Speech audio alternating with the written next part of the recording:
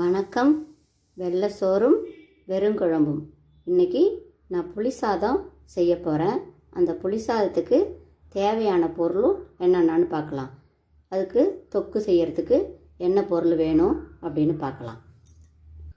தேவையான பொருள்: கடலைப்பருப்பு ஒரு 2 டீஸ்பூனு, தனியா ஒரு 2 டீஸ்பூனு, உளுத்தம்பருப்பு ஒரு 2 டீஸ்பூனு, வெந்தயம் 1 ஸ்பூனு, மிளகு 1 ஸ்பூனு, காஞ்ச மிளகா ஒரு 4 அல்லது 5, புளி ஒரு எலுமிச்சம்பழ அளவு, கருவேப்பிலை, கொத்தமல்லி, தாளிப்புக்கு கடுகு, பெருங்காயத்தூள், அடுத்தது நல்லெண்ணெயில் தான் தாளிக்க போகிறோம்.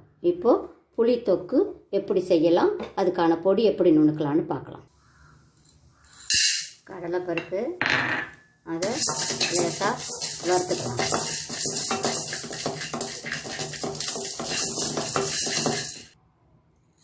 உளுந்து, தனியா,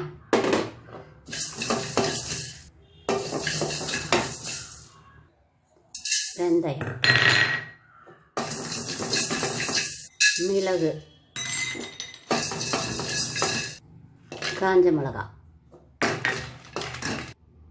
இந்த 7 பொருளையும் வறுத்து அது கூடவே கொஞ்சோண்டு பெருங்காயத்தையும் வச்சு இப்போது என்ன செய்யணும், மிக்சியில் போய் கொஞ்சம் கொரகொரப்பாக பொடியாக அரைச்சிட்டு வந்துடலாம். இப்படி எல்லா வறுத்தது எல்லா பருப்பையும் அரைச்சி இப்படி பொடியாக நுணுக்கிட்டு வந்தாச்சு. இதுதான் புளியோதரைக்கு தேவையான பொடி.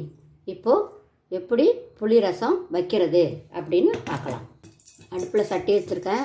இப்போது அதில் கொஞ்சம் நல்லெண்ணெய் ஊற்றிக்கலாம்.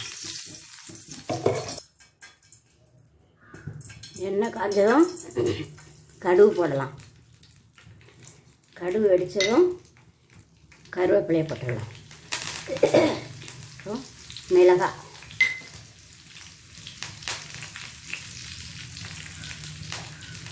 உளுத்தம்பருப்பு, கொஞ்சோண்டு கடலைப்பருப்பு,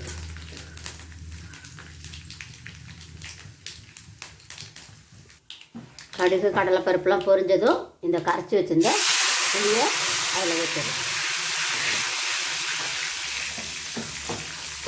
புளியை கரைச்சி ஊற்றி கொஞ்சம் நேரம் கொதிக்கட்டும். இப்போது புளி தண்ணி நல்லா கொதித்து திக்காக வந்திருக்கு. அந்த நேரத்தில் கொஞ்சம் மஞ்சள்தூள் போட்டுக்கலாம்.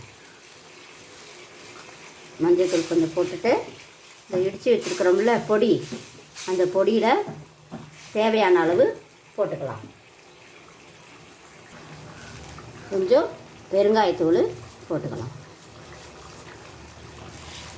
போட்டுட்டு இந்த இடித்து வச்சுருக்கிறோம்ல பொடி, 7 பொருள் போட்டு அந்த பொடியை இதில் ஒரு 2 அல்லது 3 கரண்டி போட்டுக்கலாம். பத்தலைன்னா சாதம் கிளறும் போதும் நம்ம கொஞ்சம் அந்த பொடியை போட்டும் கிளறிக்கலாம். இப்போது நல்லா புளித்தொக்கு நல்லா கொதிக்கட்டும். இப்போது தேவையான அளவு உப்பு போட்டுக்கலாம். இதில் கொஞ்சமாக போட்டுக்கலாம். சாதம் கிளறும் போது தேவைப்படுறப்ப கொஞ்சம் போட்டுக்கலாம்.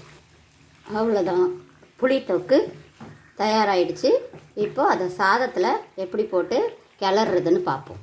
இப்போது வடித்த சாதம் கொஞ்சம் பொலன்னு உதிரியாக எடுத்துக்கலாம். இப்படி இருக்கணும், உதிரியாக இருக்கணும்.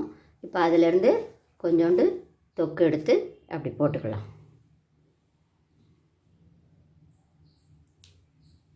போட்டுட்டு நல்லா கிளறி விடலாம். அப்படி கிளறும்போது கொஞ்சோண்டு கடைசியாக மல்லாட்டை உரித்து வச்சுருக்க வேர்க்கடலை, அந்த வேர்க்கடலையை கொஞ்சம் போல் அதில் போடலாம். போட்டு நல்லா கிளறி விடலாம்.